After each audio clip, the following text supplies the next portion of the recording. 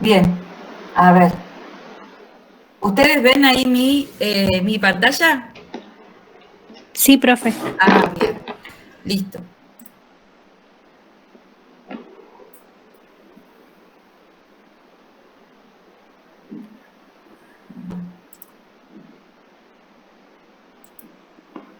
¿Ahí ven? ¿Ahí ven? ¿Siguen viendo? Sí, se ve. Sí, se ve. Ay, se me fue para arriba. Ahí está. Bueno, vamos a empezar. Yo quería empezar con este tema, que creo que es un tema que ustedes, en este momento, a ustedes, a todos, cualquier persona, creo que es un tema fundamental y transversal en el momento que estamos viviendo. Creo que puede ser útil en lo que es la vida cotidiana, como es en el día a día, como es en el ámbito laboral, como es en otras materias. Perdón, tengo que volver a... No voy a poder compartir así. Como es en el día a día, como es en el ámbito laboral, como es hoy en día, creo que lo que es limpieza, desinfección y esterilización, más bien esterilización no es un concepto que se use, pero sí estamos todo el tiempo hablando de un antiséptico, de la asepsia, lo escuchamos y si no lo usamos, lo escuchamos. Nosotros necesitamos incorporar ciertos conceptos.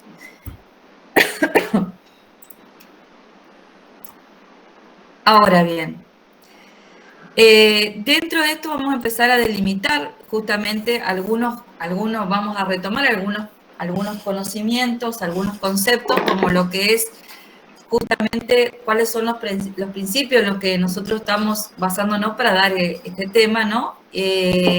Nosotros en la guía anterior nosotros hemos trabajado justamente cuáles son los medios de desarrollo de los microorganismos y muchos han contestado bien esa pregunta, hablando sobre la humedad, sobre el agua, sobre la temperatura, sobre el pH, bueno, sobre si es oxígeno presente, si no lo hay.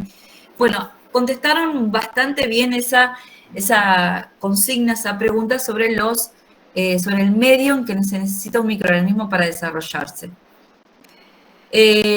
Luego hay un tema con respecto a lo que significa el microorganismo una vez que se desarrolló, que justamente es que puede ser un foco de una fuente de infección a un huésped, o también lo que vamos a ver más adelante, lo que son los microorganismos oportunistas, ¿sí? Que lo vamos a ver cuando veamos microflora o la flora habitual, que también conocido dentro de lo que es el término de los conceptos más comunes que vamos a tratar dentro de nuestra propia bibliografía.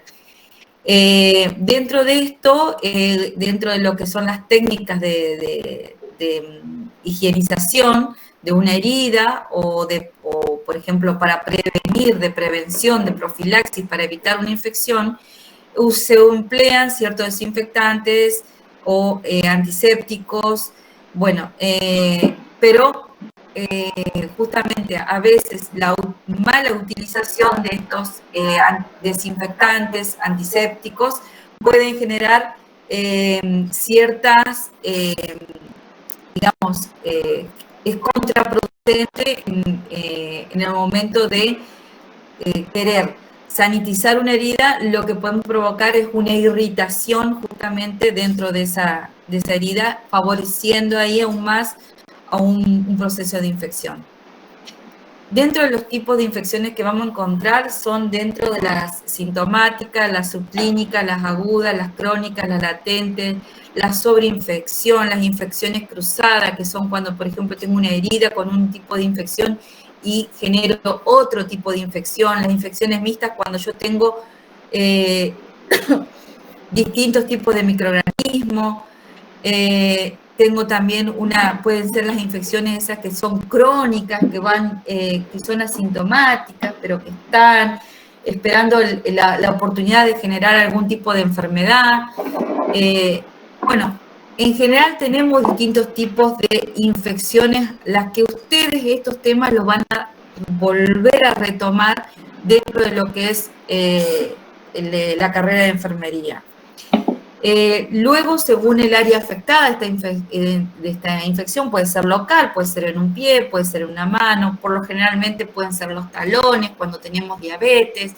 Podemos tener, estas son infecciones más bien localizadas, generalizadas, ¿no? Puede ser cuando ya empiezan a tomar la pierna, la antepierna, o pueden tomar parte del brazo, la espalda, pues son lugares en que uno generalmente empieza a tener poca movilidad con las horas de internación, en las espaldas, en las partes de la cadera.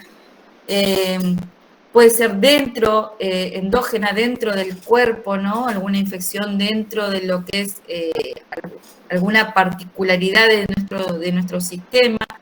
Nosocomial, quien no conoce las escuchadas, las infecciones, se me fue justo el nombre que siempre hablo, las infecciones cuando se producen dentro del nosocomio. Nosocomiales. Sí, pero tienen un nombre cuando... en realidad son de las... ¿Cómo? Intrahospitalarias. Intrahospitalarias, ahí está, la infección intrahospitalaria, exactamente. Ese es el nombre que usamos, se usa mucho frecuentemente y más en la parte de las, donde se producen los quirófanos, ¿sí? Y luego extrahospitalaria, que significa que es las infecciones comunitarias. De esta vamos a trabajar después lo que es la más común, que más se trata dentro de lo que es microbiología. Vamos a hablar de las infecciones de la neumonía, que es la más trabajada dentro de lo que es la materia. Bueno, las infecciones pueden ser directas, sabemos que pueden ser las directas cuando, por ejemplo, es directa puede ser de la misma fuente del microorganismo.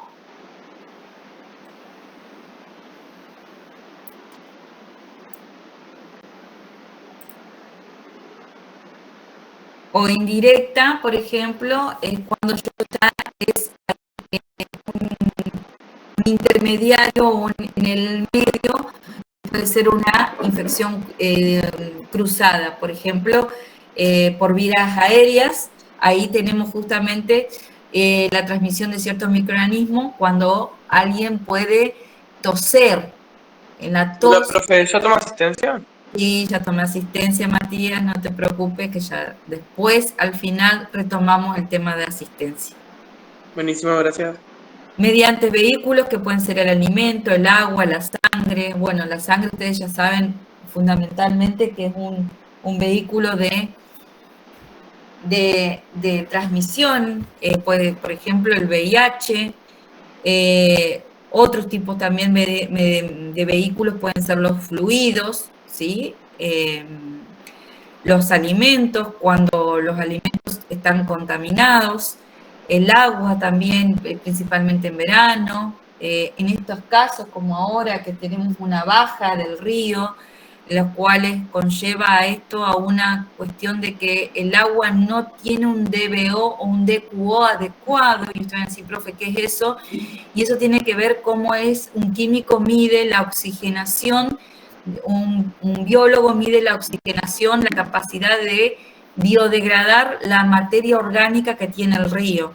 O sea, eso se mide con un DBO, un DQO, que tiene que ver las medidas de oxígeno que tiene el río, que es un poder de oxidación de la materia orgánica. Cuando se desinfecta el río, digamos, en lo que son las plantas potabilizadoras, cuando se hace este procedimiento, se coloca un desinfectante como la lavandina, el cloro, justamente, que lo que hace es oxidar a la materia orgánica para poder disminuir la carga microbiana, porque entre mayor presencia de materia orgánica, mayor desarrollo microbiano tenemos, que eso es una de las respuestas que todos bien ponían.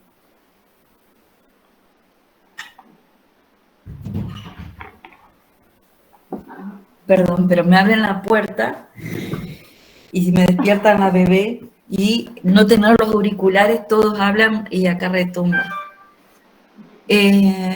Bueno, otros vectores pueden ser, como habíamos hablado antes, también dentro de las preguntas, pueden ser los insectos o los animales, ¿sí?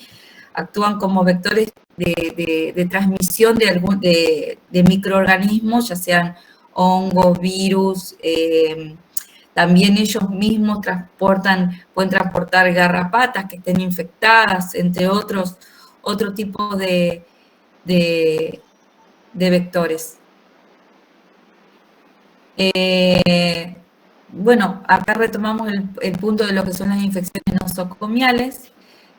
Justamente se llaman nosocomiales porque se adquieren dentro de lo que es los hospitales.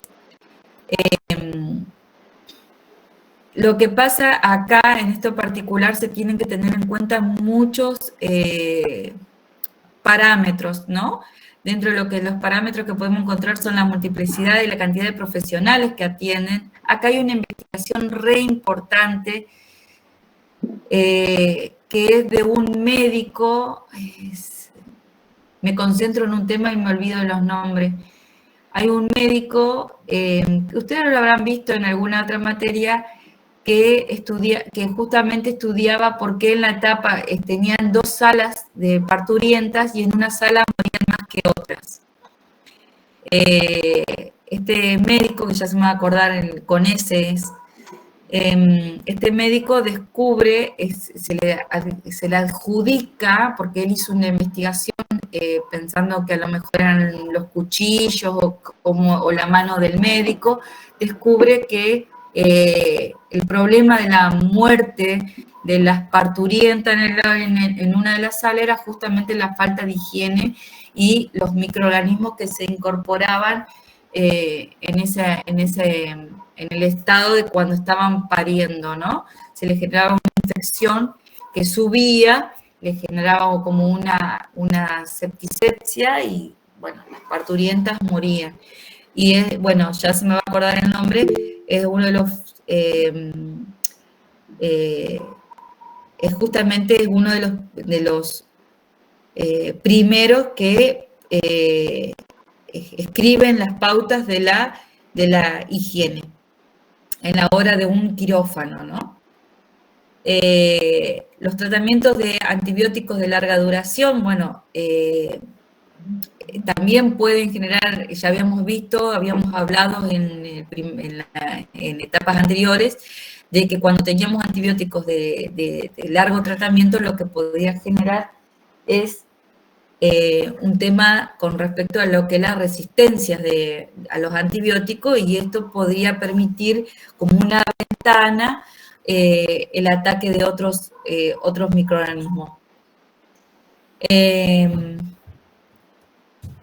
Bueno, las prácticas frecuentes y técnicas invasivas de uso procedimiento aséptico, bueno, una de ellas puede ser las jeringas en distintos tipos de uso. Cuando alguien está internado de manera prolongada, ya sea entubado o, como yo les decía, una persona con poca movilidad, que yo les comentaba con respecto a lo que eran las infecciones que se producían por el roce de las camas en la parte de las caderas, las piernas, las laceraciones que se conocen. Por eso es que hay que, a los pacientes hay que tratar de estimular la regeneración celular de la piel. Bueno, tienen que cambiarlos de posición. Ustedes mismos, si se dan cuenta, cuando ustedes están como que se sienten debilitados, un poco con fiebre, cansados, y se empiezan a tocar, necesitan moverse porque empieza como a raspar la espalda. Imagínense estas personas que tienen periodos larguísimos y que ya sea por un proceso, por algún problema particular que tengan, no puedan movilizarse, esa pared, esa piel no respira, ¿no? Las células no tienen, la piel tiene poros, necesita respirar, y bueno, ahí se empiezan en esa humedad, generar muchos microorganismos. De ahí viene después el olor tipo afétido que puede llegar a tener, ¿no? La susceptibilidad del paciente, por obviamente los inmunodeprimidos van a tener mayores posibilidades de infecciones. Ese es justamente las personas que tienen el síndrome de inmunodeficiencia adquirida, son las personas que más se deben cuidar porque justamente tienen todo ese sistema muy en nivel cero, entonces cualquier tipo de infección, de virus, microorganismo, inmediatamente le genera algún tipo de enfermedad. Los quemados, los diabéticos. Profe, las úlceras por decúbito también puede ser una infección nosocomial. Las úlceras. Las úlceras por decúbito. Sí. Sí. Bueno, aquí tenemos lo que son los aislamientos, ¿no? Tienen como objetivo aplicar un sistema estricto del control de medio de transmisión, ¿no? ¿Quién hoy en día escucha la palabra aislamiento, ¿no? Lo que uno busca es una forma de proteger al que se aísla, como a todas las personas que lo rodean, ¿no? Por eso existe la palabra aislamiento. Tratamos de evitar justamente que esta persona que quizás tenga la enfermedad, porque hoy en día podemos también decir que ahí se aísla por una cuestión de prevención, de profilaxis, entonces podemos decir que estas personas que se aíslan, justamente si no se aislaran, serían también una forma de uno adquirir un virus de manera directa, ¿no? Y ahora sí empezamos lo que es la limpieza, la desinfección y la esterilización. A mí me gustaría que...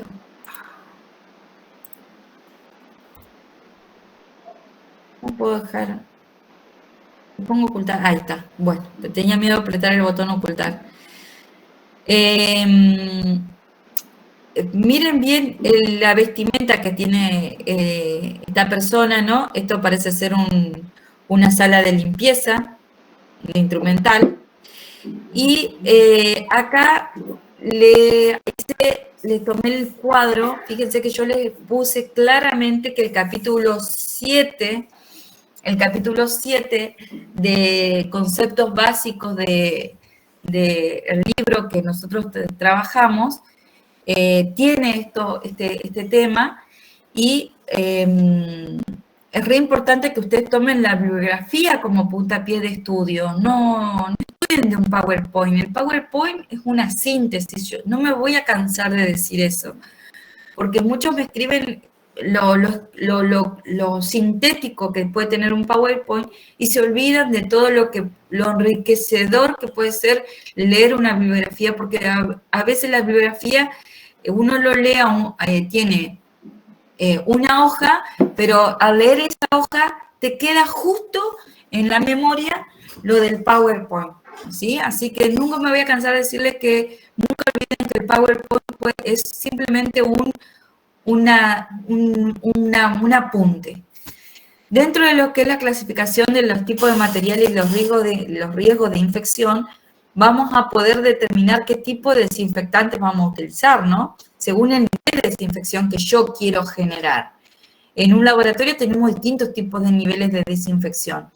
Vos podés tener el tipo de material no crítico, ¿no? O sea, un material que yo reutilizo, pueden ser cucharas, o sea, también son cucharas lo que usamos en el laboratorio, pero no tienen la forma de cuchara que tenemos en la cocina. Sí, el concepto de cuchara es enorme, es el que tiene que te permite juntar, pero vos las cucharas en el laboratorio tenés infinitas de utilización, depende de lo que yo quiera. Después tenemos, por ejemplo, la descripción de material de contacto con piel intacta, o sea, cuando el material que estoy utilizando es con piel con las manos, por ejemplo, cuando el riesgo de infección es bajo, entonces yo puedo decir que el nivel de desinfección que voy a realizar es bajo, entonces simplemente utilizo detergentes. Ojo con el tema de la lejía, porque la lejía es una mezcla de ácido. Es bajo porque dice una dilución de 1 en 10, pero la lejía no es algo que digamos, yo lo puedo hacer en mi casa. No, yo ni en mi casa tengo ácido nítrico. La lejía es una mezcla de ácidos muy fuerte y para que ustedes sepan, la lejía es lo único que come al oro. Después vos al oro lo podés meter en lo que vos tengas gana, no le va a pasar nada. Pero la lejía es lo único que comen, que puede modificar a un anillo de oro, por ejemplo, o al oro puro, ¿no? Porque el anillo de oro que ustedes compran comercialmente no es oro puro, sino es 18 quilates, que es una mezcla de cobre y oro, si lo quieren rojo, de amarillo si lo quieren, si lo mezclan con otro metal, es oro mezclado con otro metal para que sea amarillo, y el oro blanco que ustedes conocen no es oro sino platino. Le llaman oro blanco. Bueno, la lejía es una mezcla de ácido y acá justamente plantea una dilución de 1 en 10, significa que es 1 mililitro por cada 10 mililitros de agua, por ejemplo. Se puede considerar bajo. A un mármol, por ejemplo, de un baño, te lo come. Al otro día no tenés mármol. A lo mismo que si pondrías hoy un pedazo de limón que se te cae al mármol o al granito y chao, olvídate. Esos momentos que digo voy a poner el limón y lo dejo boca abajo, se lo comió todo para el otro día. Luego tenemos un nivel de desinfección medio, por ejemplo, la clorhexidina, el alcohol 70 grados. El alcohol 70 grados es el alcohol que se puede conseguir comprando. Bien, nosotros podemos comprar en Walmart o en cualquier lugar un alcohol 96 grados, ¿sí? Que es el alcohol etílico. Los halógenos, la verdad, no es algo que yo en un laboratorio lo haya usado, pero sí, los fenoles son un compuesto orgánico, que ya van a ver lo que son fenoles en bioquímica, que nos viene una parte, les voy a ser sincera, una parte fea viene, que es de todo compuesto orgánico, donde ustedes van a tener que incorporar un montón de información de golpe, que les aconsejo que vayan leyendo lentamente los capítulos, porque ahora se viene mucho de aprendizaje. Si bien yo no me pongo a que ustedes adivinen qué compuestos qué, sí hay cosas que ustedes no pueden dejar de no saberlas. No me voy a ir a lo fino, pero ustedes van a tener que empezar a leer desde temprano los capítulos de compuestos orgánicos. La parte después de los materiales semicríticos son aquellos materiales en que van a tener contacto con la mucosa o la piel que esté, por ejemplo, intacta. Pueden ser materiales como gasas, pueden ser materiales como jeringas, bueno, con la goma de los sueros, ¿sí? En ese caso puedo tener un nivel de desinfección, tengo que tener un nivel de desinfección alto. Y el riesgo de infección va a ser intermedio, o sea, pero igualmente cualquier punto, o sea, hablar de infección intermedio, de alto riesgo, es infección igual, eso quiero que ustedes sepan. En esos casos, cuando tenemos materiales con este tipo de contacto, ya sea en la piel o en la mucosa, tenemos que hablar cada vez con desinfectantes un poco más, más fuertes.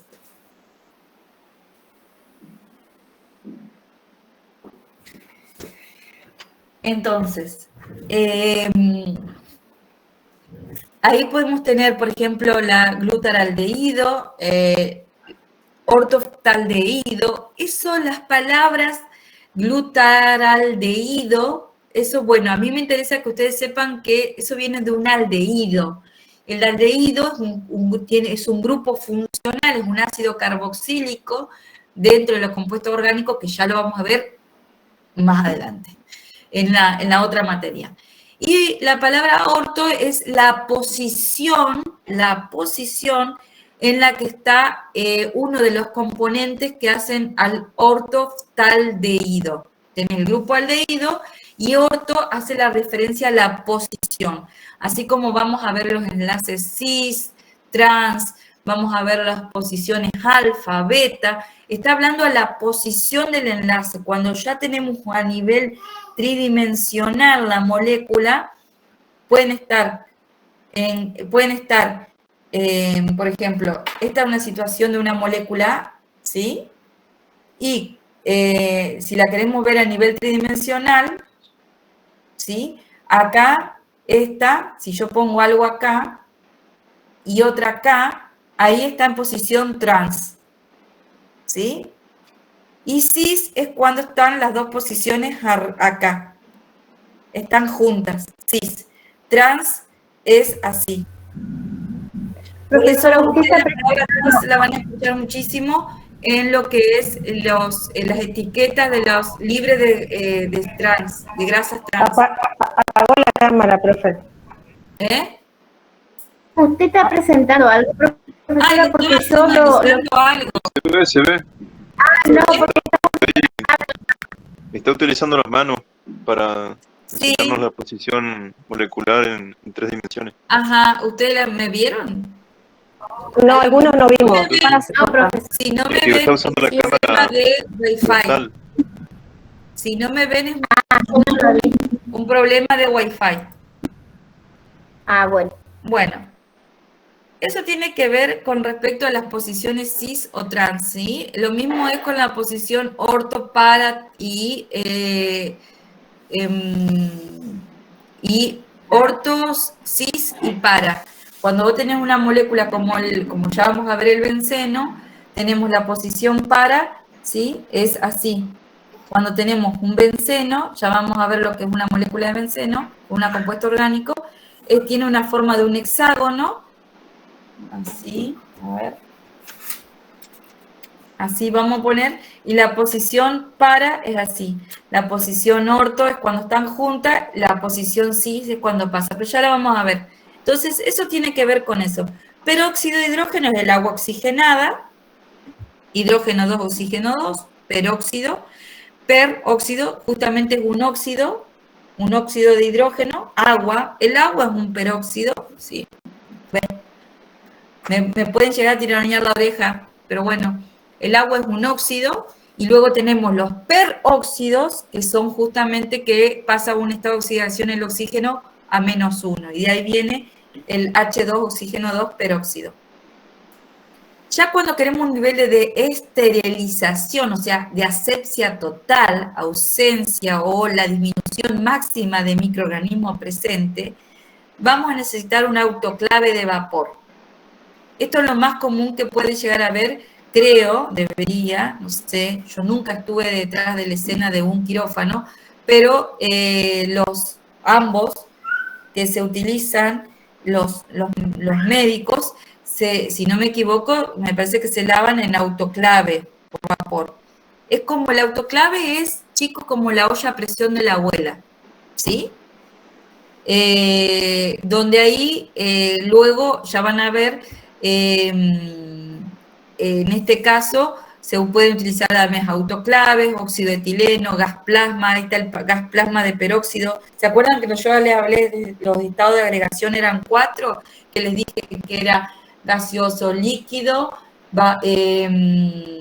Sólido y el sólido plasma, y plasma. El plasma eran los iones en estado gaseoso, ¿sí? Por eso es iones en estado gaseoso, gas. Ácido peracético y formaldehído. Formaldehído se usa mucho en los laboratorios, que cuando nosotros queríamos esterilizar el laboratorio para poder hacer la producción se quería hacer la producción de medicamentos, ¿no? Se llamaba, decía, hay que poner la freidora con el formaldehído. Y entonces nosotros poníamos a calentar, se ponía a calentar justamente en una freidora, formaldehído, y con los vapores utilizaban. Para poder controlar ciertos parámetros dentro de lo que eran los liofilizadores, que los liofilizadores son los que trabajan a menos 80 grados centígrados y que convierten todas las sustancias líquidas prácticamente en micropartículas que ustedes no la verían, que quedan en suspensión, sólidas. Se trabaja con temperaturas muy bajas. Para poder ir a verlo, para entrar a ese ambiente se utilizaba una máscara con unos filtros especiales. ¿Vieron que ahora están todos enloquecidos queriendo máscara? Bueno, no es que puede usar cualquier máscara cuando quiera. Una máscara, cada sustancia química, cada tipo de partícula lleva una máscara especial. Eso hay que entenderlo. Yo, por Lleva unos ejemplo, cartuchos, creo, ¿no? se pone una máscara tipo la máscara de los, es igual a la de los bomberos, pero tienen unos filtros que se cambian. Depende de la sustancia con la que voy a ir a trabajar, se tiene que cambiar los filtros. Y si no los cambias bien, el formaldehído pasa y a vos te hace mal, ¿sí?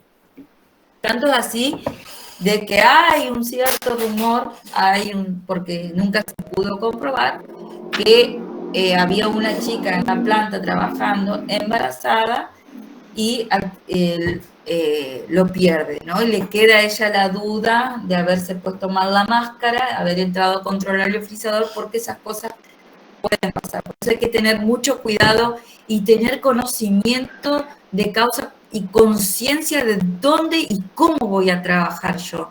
Eso es fundamental, conciencia y cómo voy a trabajar.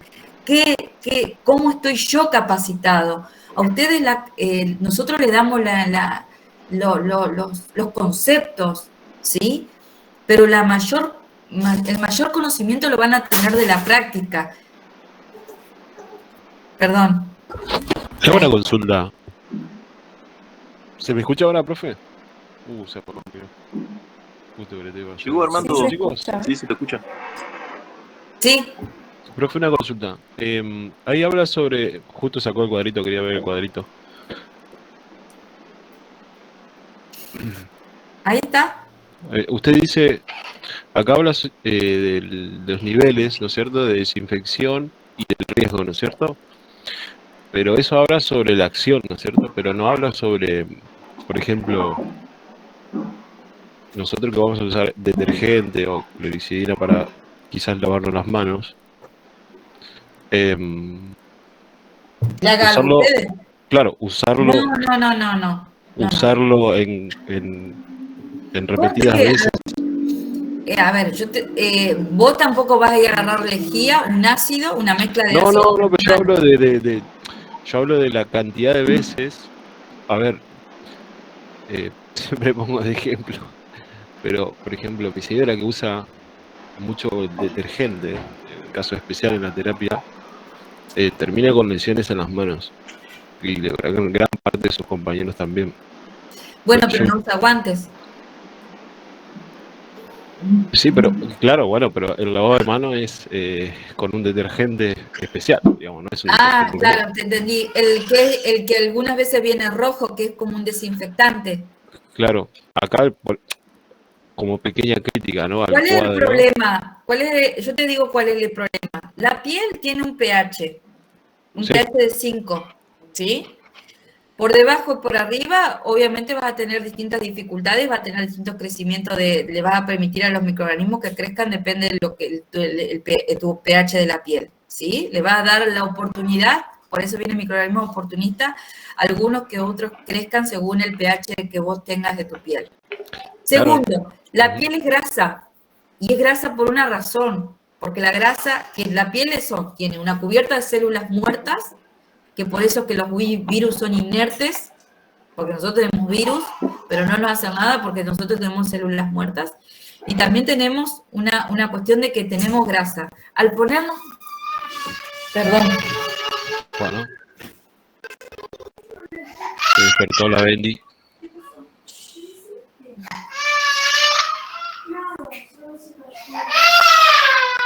Se cayó.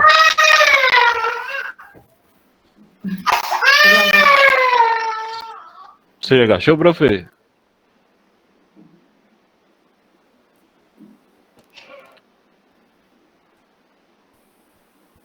Llame al pediatra. No, ¿sabe cuál era la pregunta para usted en general, digamos? La pregunta era que hace daño con usarlo tantas veces. La pregunta general es no. Y sí, bueno, como te va la mano de un guante de amigo. Que no. Yo... Para reciclarlo. No, a eso iba. Que ahí dice solamente las acciones que produce el producto, pero nos dice las contradicciones, digamos. Esa era la crítica del cuadro, digamos. Eso lo dice en el rótulo del detergente. Sí, está bien, pero Ahora sí, a eso iba yo, digamos. ahora sí. Bueno, lo que yo iba a explicarte es que el detergente arrastra la grasa, ¿sí? De la piel. Es un desengrasante, por eso es un detergente. El detergente tiene una cuestión, escuchen esto y van a tener, a ver, ¿por qué había tantos conceptos básicos al principio de la materia? Había tantos conceptos básicos porque ahora ustedes van a empezar a hilar lo que yo les daba de definan, ¿qué significa? ¿Qué es? Porque ahora lo vamos a utilizar. El detergente tiene una parte hidrofóbica y una punta hidrofilita, ¿sí? Una parte le gusta el agua y en la otra parte no le gusta el agua. Cuando la grasa no le gusta el agua, la grasa no le gusta el agua. Entonces, ¿qué pasa? Cuando yo uso detergente, lo que agarra el detergente es unirse a la grasa del lado de la parte hidrofóbica, de la cadena larga, y la parte hidrofilita se une al agua de la canilla. Entonces, yo puedo lavar el plato de mi cocina y arrastro la grasa. ¿Hasta ahí estamos? Bueno, Sí. si yo todo el tiempo estoy lavando con detergente, ¿sí? Los platos o yo tengo que, por una cuestión de que estoy en un trabajo donde tengo que higienizarme las manos con detergente, me va a pasar eso. Entonces arrastro mi propia barrera natural.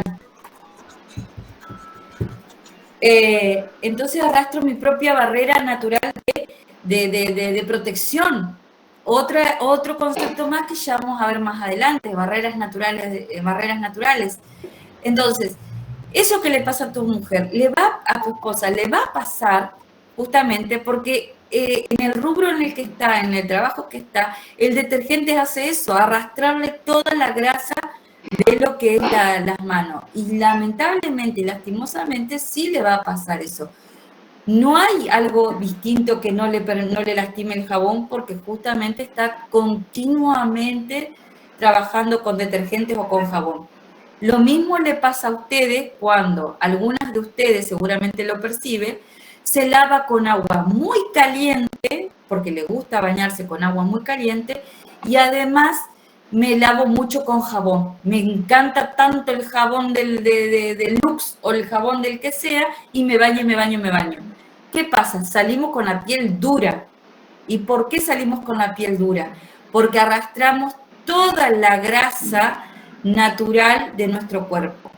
De ahí vienen los jabones que son el pH de la piel, que vienen los Aveno, que salen como 300, 400 pesos, los que vienen los jabones de glicerina que te dicen que son de pH neutro. Bueno, entre más barato el jabón que compremos, más nos arrastra porque los jabones para producirse son grasas saponificadas con hidróxido de sodio. Todo lo que arrastre la grasa. El jabón lo que tiene que hacer una persona cuando está expuesta así es comprarse cremas que regulen nuevamente el pH de la piel y cremas que le renueven la grasitud natural de su piel.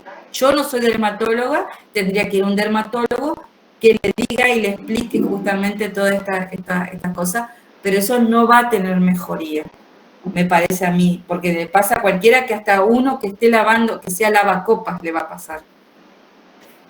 No sé si aclaré mucho o no respondí tu pregunta. No, sí, lo que pasa es que lo que yo decía que la crítica al cuadro es que se explica el mecanismo de acción, pero no los efectos que produce, ¿no? Usarlo tanto tiempo, digamos, en este caso, ¿no es cierto? Más que nosotros que vamos a estar en salud, después de cada acción en enfermería hay que lavarse las manos y eso produce un daño, ¿no? A eso me refería, digamos. Lo que pasa es que me parece que ahí tendría que hablar con un dermatólogo. Me parece que puede llegar a haber algunos tipos de jabones que no lastimen o que no hagan tanto mal, pero seguramente son, como yo te decía, mucho más caros y en un hospital no vas a conseguir eso. No, por supuesto, no. Y aparte, no, sí, en ningún lado lo vas a conseguir, ¿no? Digo. Vos, obviamente, ¿estás de acuerdo? Estamos de acuerdo en lo que vos pensás. Ya para mi explicación demasiado honda, espero le haya servido a los demás. Bueno, apagué la cámara porque, bueno, había que hacer silenciar a la niña. Pasa que una niña de 11 meses cuidada por un hermano de 9. Así que, sigamos. Siguen viendo ustedes la pantalla compartida, ¿no? Sí, profe. Sí, Bueno, profe. acá viene una parte de lo que es limpieza, y esto está así tal cual en el libro, me gustó un par de ideas. La limpieza viene como la remoción mecánica de la materia orgánica. Ya sabemos, materia orgánica hay microorganismos. ¿Sí? Entonces, ¿qué es lo que utilizamos? Jabón, cepillos, toallas. Toallas se refiere no a la toalla de la cara, sino a las toallas cotidianas, digamos, de esas toallitas que se usan para limpiar. La limpieza manual, tenemos la limpieza manual, que son los lavados de inmersión con detergente o agentes enzimáticos, que eso es lo que estaba hablando Armando recién. La dilución diaria de la concentración y temperaturas especificadas, instrucciones de uso. Cómo debe lavarse todo el material, aunque no se haya usado. El cepillo, los dispositivos canulados, esos cepillos se refieren cuando vos tenés probetas, o tenés recipientes largos que son difíciles de lavar, se utilizan cepillos. No sé si alguno se da cuenta cuáles le digo yo, pero por ejemplo los cepillitos como para limpiar las bombillas, ¿vieron? Que son con los cepillitos. Los aclarados con agua.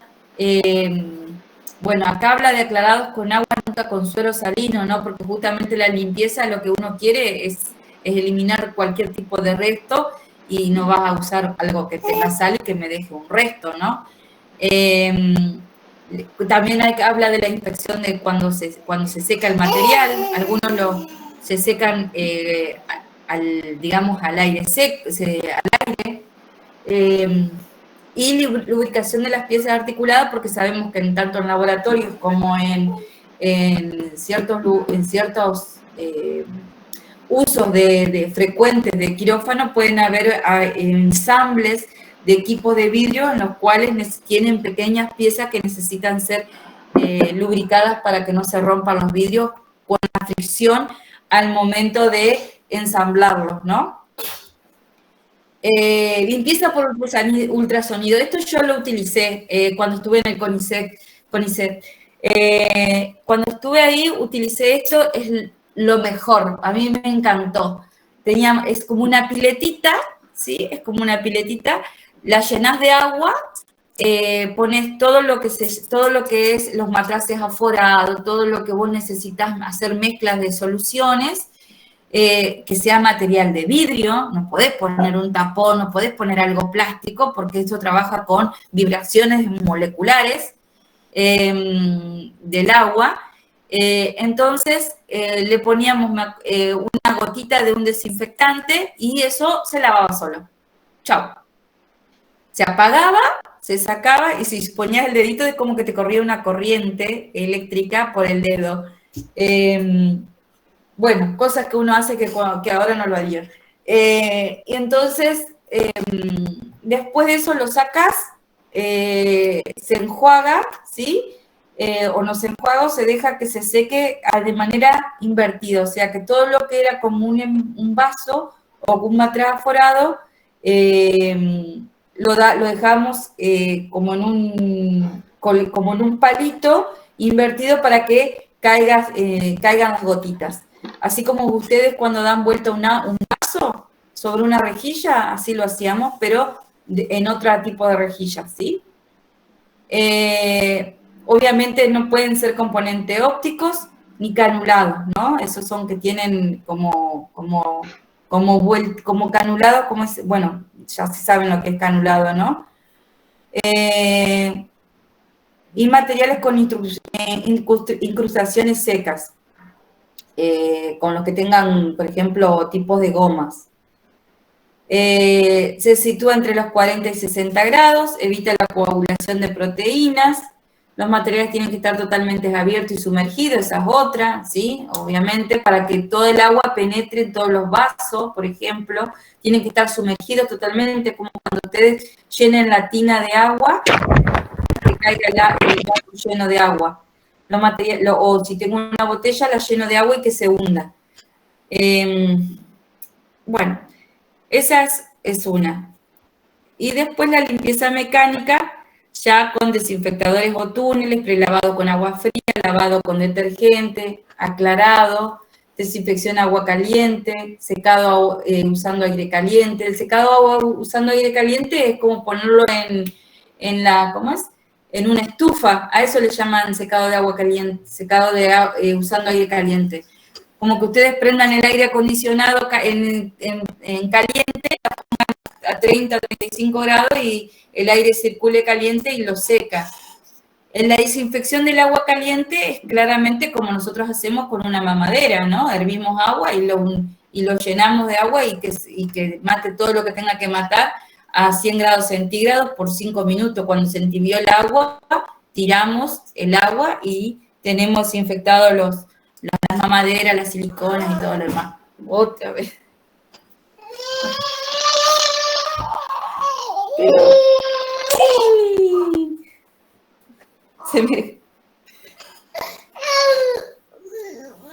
Bueno, ¿qué más?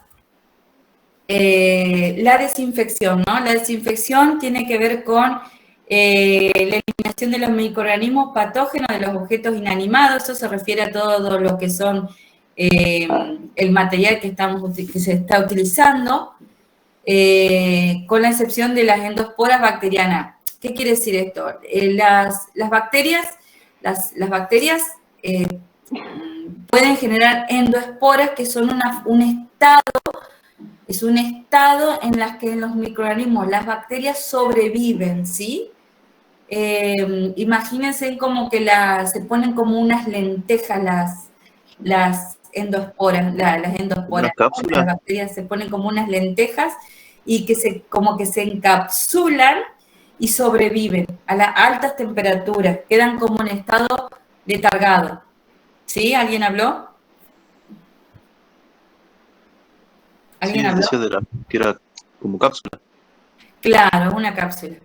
Luego tenemos el proceso químico físico que extermina o destruye la mayoría de los microorganismos patógenos y no patógenos, pero rara vez elimina las esporas, ¿sí? La desinfección.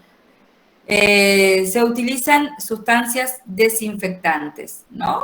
Tenemos desinfectantes en el sentido estricto por su toxicidad, que pueden aplicarse sobre tejidos vivos, o los antisépticos, que son de menor toxicidad, permiten aplicárselos en piel y mucosas. Acá tenemos un desinfectante, la lavandina, y un antiséptico, el alcohol en gel. Claro ejemplo. Ustedes eso no se pueden confundir. Si yo les pregunto en el parcial después la diferencia entre un desinfectante y un antiséptico y le digo yo, de un ejemplo claro y concreto y me lo ponen al revés, chao. Después no me vengan a decir, profe, ¿por qué me puso -1? ¿Me entendés? Me corrigió, no me puso bien a este y me puso mal a este. Hay cosas que son concretas, no se pueden equivocar. Después tenemos los conceptos de asepsia, antisepsia y antiséptico, ¿no? La asepsia es la ausencia total de los microorganismos patógenos y no patógenos. La antisepsia es el procedimiento por el que se destruyen los microorganismos patógenos de superficies inanimadas. O sea, es como la familia de las palabras. Asepsia, la ausencia total de microorganismos. Antisepsia es el procedimiento y antiséptico es la sustancia química que utilizo para generar la asepsia. ¿Se entiende? Antiséptico es la sustancia química. El antisepsia es el procedimiento y la asepsia es cuando ya no hay microorganismos. ¿Está claro? Cocina, cocinero y comida. Sí. Bien. El antisepsia es el uso de sustancias químicas, ¿no? Entonces ahí ya tiene justamente mezcla todo, es el uso de una sustancia química no tóxica sobre tejidos vivos para prevenir o detener el crecimiento de la acción de microorganismos, ¿sí? Para prevenir o detener el crecimiento, o sea que no te puede decir que me voy a generar esterilización. Ojo cuando digo yo que el alcohol en gel directamente mata todo, porque yo estoy ahí cometiendo un grave error en lo que estoy diciendo. Los desinfectantes pueden ser el cloro, el hipoclorito de sodio, que es la lavandina, ¿no? La clorhexidina, los yodoforos, los yodopovidona. Ahí es toda la familia de la sustancia del yodo. El yodo ustedes lo conocen mucho por el Pervinox, ¿no? El Pervinox es, si no me equivoco, es el líquido que te mancha todo, que es tipo rojizo. Cloruro de hierro, creo que era. Yodo solo. Ese, bueno, mancha, obviamente porque tiene yodo. Todo lo que tenga yodo mancha y no sale. ¿Por qué no sale? Porque es corrosivo, ¿sí? Con respecto al material. Tiene amplio espectro de acción, mata todas las bacterias, virus y hongos, ¿sí?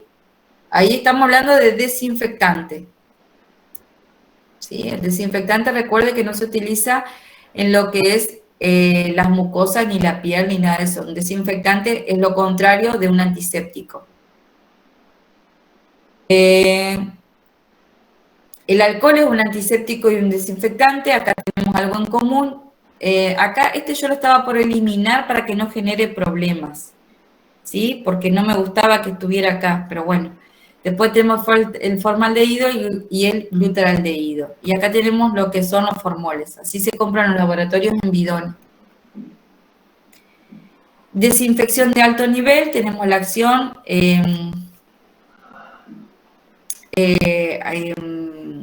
es como digamos la desinfección de alto nivel es lo que destruye todos los organismos, ¿sí? Es aplicable para los instrumentos que entran en contacto en membranas mucosas, instrumental de odontología, tubos de endotraqueal, hojas de laringoscopio. Bueno, todo en esto, nosotros, en este tipo de instrumental es que nosotros tenemos que utilizar desinfección de alto nivel. Justamente lo que puede generar una infección en la persona, ¿no? En el paciente.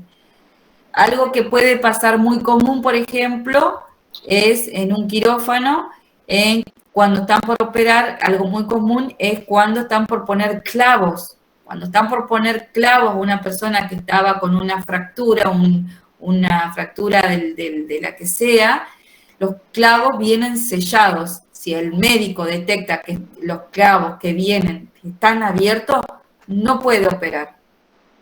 Porque ese clavo no sabe en qué parte, en qué lugar, en qué momento se abrió el paquete.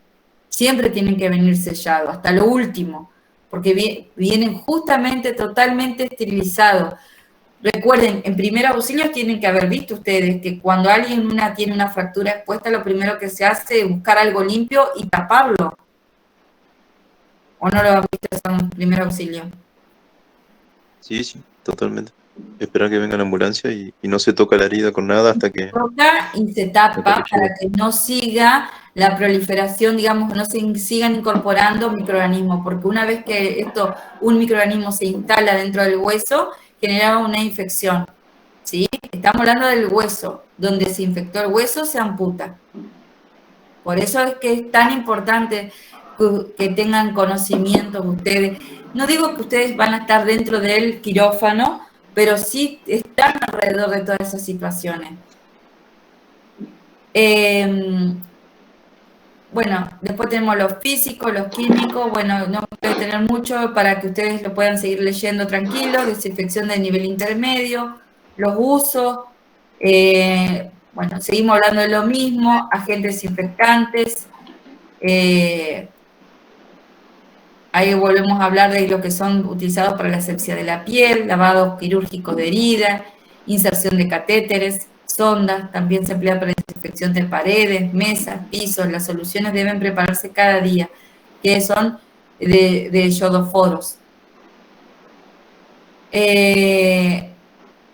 Bueno, acá volvemos a retomar lo mismo. Normas generales para el uso correcto de desinfectantes. sería limpieza del objeto, tipo de microorganismo que se va a destruir. Por ejemplo, ustedes saben que si en un quirófano se puede estar operando, se operó a alguien de intestino, es muy probable que haya cierto tipo de colonización de microorganismo ahí porque se opera cierto sector. Eso es lo que pasa cuando tenemos hospitales o clínicas que tenemos el quirófano, digamos, multifacético, le digo yo, porque lo utilizan para distintos tipos de operación. Distintos, por ejemplo, qué sé yo, algunas clínicas, algunos hospitales que tienen reducido el uso para cierto tipo de operaciones, los quirófanos, ¿no? Por ejemplo, el Rawson, vos decís Rawson y lo primero que se te viene en cabeza son embarazadas, cesáreas. No es que no operen otra cosa, pero es más delimitado el tipo de operaciones que se hacen ahí. Por ejemplo, que si pienso en la que está en el centro, la clínica hasta se alquilan los quirófanos para operar, ¿me entienden? Entonces, ojo con este tipo, porque ahí es donde después se generan justamente las infecciones intrahospitalarias, y depende del lugar en donde estoy, son más difíciles de erradicar, porque son más difíciles de conocer cuál es el microorganismo que quiero atacar. Eso es lo complicado de cuando tenemos lugares como de este estilo. No me quiero ir mucho por las ramas, pero es muy interesante esto, que ustedes lo pueden hablar con otra materia, no sé qué materia será que ustedes pueden hablar de estos temas, pero es muy interesante. No mezclar desinfectantes, podría dar 2 horas de cátedra, te juro, porque si hay algo que yo como química aprendí, es a limpiar. Yo aprendí a limpiar. No mezclen eso de mezclar detergente con lavandina porque creo que va a ser mejor. No, es más, mezclar desinfectantes, mezclar productos pueden generar que uno se inactive, que el otro no limpie ni desinfecte como tiene que desinfectar. Se desinfecta sobre un material libre de materia orgánica. Entonces. Pero, profe, también le hago una consulta.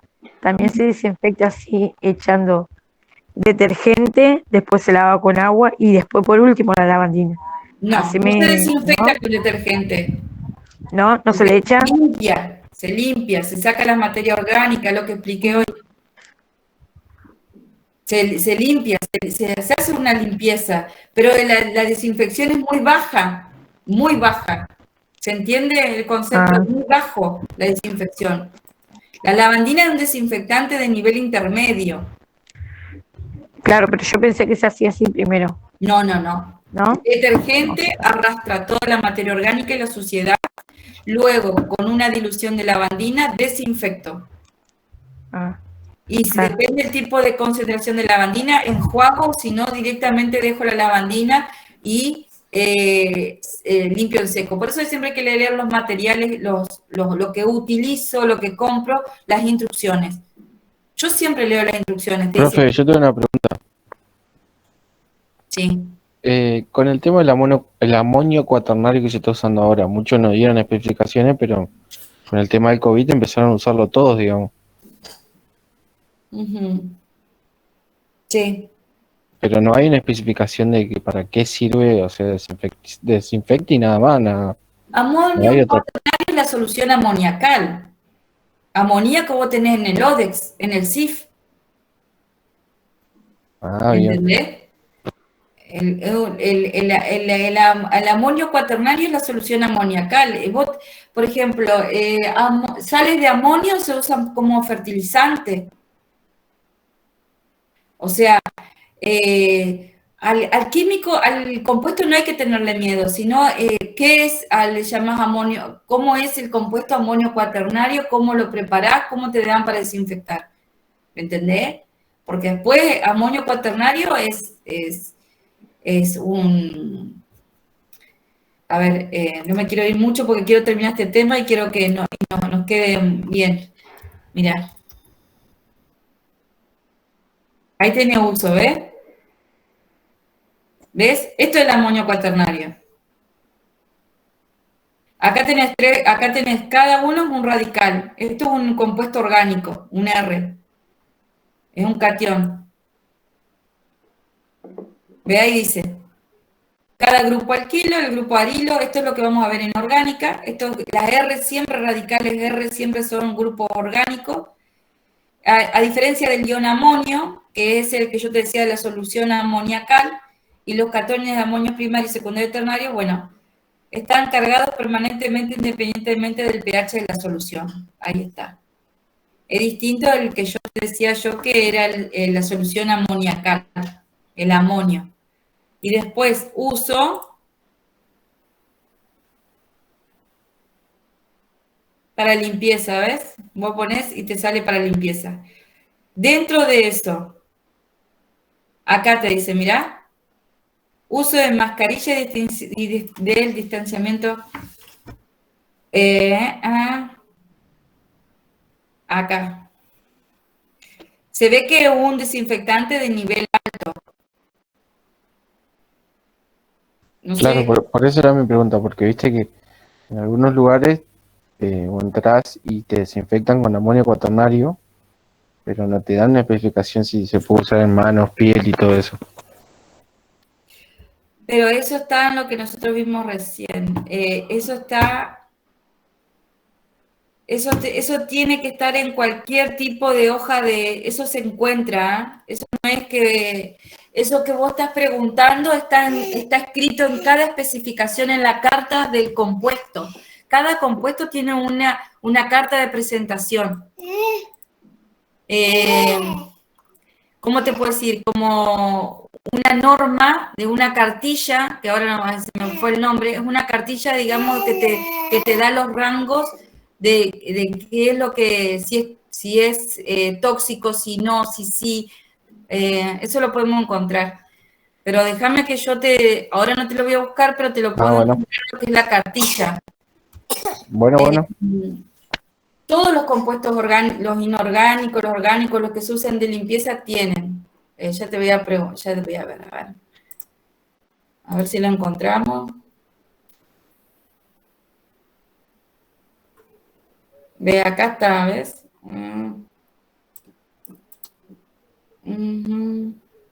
Bueno, esto está para leer interesante, pero lo vamos a ver después. Con respecto al amonio, a ver si no está por acá también. Si no es lo que leímos por acá arriba. Acá no está. Por acá no estaba. No, pero bueno, ya lo vamos a encontrar. Claro, ahí no estaba, por eso. Bueno, no, pero no tengo problema, ya lo vamos a encontrar. Bueno, y a ver cuántas me quedan. Me quedan bastantes. Bueno, no voy a terminar hoy esta clase. Bueno, vamos a ver qué voy a ir salteando y ya vamos a darle 10 minutos después. Los agentes físicos, bueno, acá se diferenciaban justamente los agentes físicos, los agentes químicos, los agentes mecánicos, los métodos mecánicos. Bueno, esto es un lindo procedimiento de esterilización, ¿no? Que tenemos los físicos, calor, seco, húmedo. Acá tenemos lo que es la olla de presión que les decía. La radiación, ¿sí? Los agentes físicos como la radiación, los agentes químicos, los gases, el formol. ¿Vieron? Porque eso yo le decía a la freidora, prendíamos la freidora y que los vapores maten todo, ¿ve? Porque por medio de gases.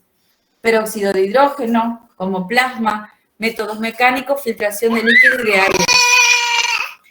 Bueno, y acá empieza a explicar cada uno. Esto es muy sencillo de leer, cada uno lo va a poder leer porque es muy, muy contundente, es lo que más habíamos hablado hace un rato. El calor seco, como es la esterilización. El calor húmedo, ahí está el autoclave, que decía yo que era como una olla a presión. Y ahí te explica el por qué, cómo penetra las moléculas de vapor, penetran más rápidamente.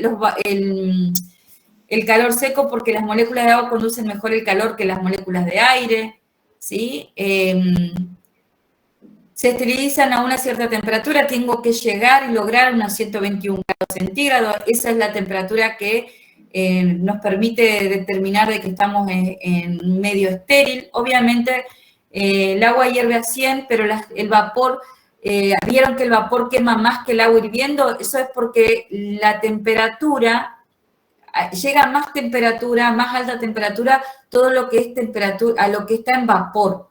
¿Por qué llega a mayor temperatura a lo que está más vapor y no está en líquido si está en contacto con el fuego? Porque la temperatura mide vibración molecular. Si yo tengo mayor vibración molecular, el termómetro sube la temperatura. Si tengo menor vibración molecular de la sustancia, el termómetro baja la temperatura. ¿Sí? Entonces, lo que mide es vibración de molécula. Y en los gases, en el vapor, están más libres de movimiento las moléculas. Entonces, tienen mayor temperatura un vapor que un líquido, que es donde las moléculas están ordenaditas adentro. Ventaja. Hay penetración rápida del vapor de los materiales, se destruyen las bacterias y esporas, bueno, no hay residuos tóxicos, obviamente, porque es agua. Con el calor húmedo puedo utilizar material textil, como ropa, gases, vendajes, líquido, de ahí está todo el material de lo que usan en los quirófanos. No deben utilizarse grasas, material termoestables. ¿Qué más? Bueno, por radiación. Tenemos, después, ¿qué más tenemos? A ver, ahí les quise dejar ese cuadro porque ustedes seguían mucho por el PowerPoint. Les imprimí les dejé ahí la foto que está en el capítulo, tal cual, para que nunca se olviden de leer ese cuadrito, porque siempre obvian todos los cuadritos. La esterilización por seco, por calor húmedo, ventajas, condiciones, duración del ciclo, los inconvenientes. Esto me encantaría tomarlo en el examen. Características de la esterilización de la radiación, las ventajas, los inconvenientes, lo costosa que es realizar radiación. Eso también. Obviamente hay millones de métodos de desinfección y de esterilización, pero siempre estamos condicionados con la cuestión económica. ¿Qué puede comprar y qué no un hospital? ¿Qué puedo comprar y no en ciertas salas? O sea, las condiciones siempre me las va a dar porque son del Estado. Los métodos químicos, como utilizan un tiempo mayor de 10 horas, desinfectan en 30 minutos. Eso es verdad. Me acuerdo que lo que yo le decía del formaldehído se dejaba toda la noche, o sea, tenías que dejarlo más de 12 horas para que justamente garantizar una esterilización en el lugar. Bueno, otra vez, como el formaldehído, como el formol, también teníamos el óxido de etileno. Ahí tenemos justamente los métodos de inactivación de priones, ¿no? Bueno, y ahí tenemos los tipos de autoclaves que se pueden llegar a encontrar, una más o menos sofisticado. Acá viene lo que es el integrador químico, ¿no?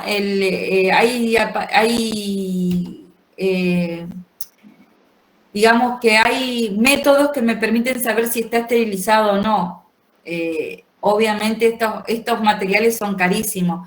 Las cintas testigos, estas cintas se utilizan siempre cuando en el material al final se envuelve en ciertos materiales, en cierto material textil, y luego se encinta, a veces textil o a veces de papel, y se encita con la cinta testigo. Esto tiene esta cinta, entonces ya está esterilizado, ¿sí?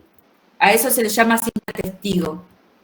Si te olvidas de poner la cinta testigo y ante la duda volvés a esterilizar todo, te jodés.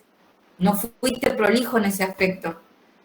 Principios generales de asepsia, bueno, utilizar guantes, cambiar guantes cada vez que se atienda un paciente, tratar todos los fluidos orgánicos como potencialmente infecciosos. O sea, si yo veo sangre me pongo guantes, secreciones nasales, heces, orina, vómitos, líquido amniótico, todo eso se tiene que tratar como si fuera que esté infeccioso. Por eso hay que siempre tener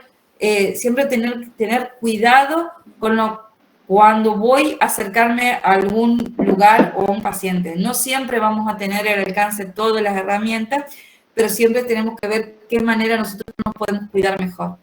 Las batas y los calzados siempre.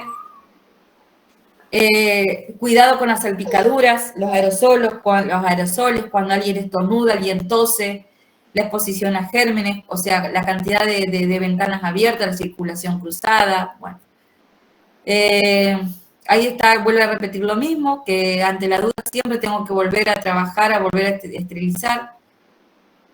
Todo material estéril almacenado por más de 15 días se considera contaminado, eso es obvio, porque en un ambiente que vos esterilizás, en el ambiente no está estéril. Entonces, todo el tiempo hay entrada y salida de microorganismos, de gérmenes. Entonces, pasado un tiempo, se vuelven a ubicar esos gérmenes otra vez y vuelven a colonizar.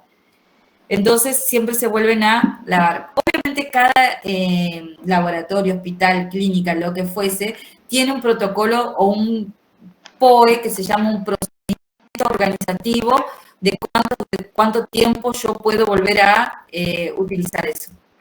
A ver, ¿ya lo tengo más? Y ya está. Y terminamos. La semana que viene lo que vamos a trabajar es bioseguridad. Esto es re cortito, pero es lo que nos queda para la semana que viene, ¿sí? Si ahora quieren, tenemos 10 minutos de descanso. Vamos a arrancar con bioquímica.